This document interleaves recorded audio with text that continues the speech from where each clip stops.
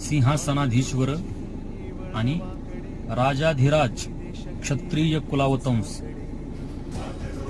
एक साधं basic manners आहे ना, की ज्यावेळेस आपण शिवाजी महाराजांची मूर्ती तयार करतो त्यावेळेस ती मूर्ती अशी असली पाहिजे, एकतर ते क्षत्रिय शोभले पाहिजेत, दुसरी गोष्ट अशी की ते राजे आहेत असं शोभलं पाहिजे.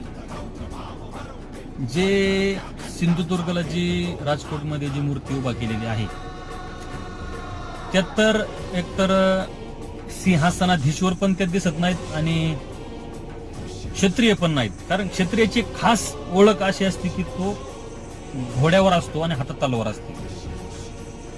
त्यामुळे जे मूर्ती तयार करणारे जे कोण मंडळी आहेत त्यांनी ह्या गोष्टीला जाणून बुजून ही गोष्ट केलेली, एवढं लक्षात राहू द्या.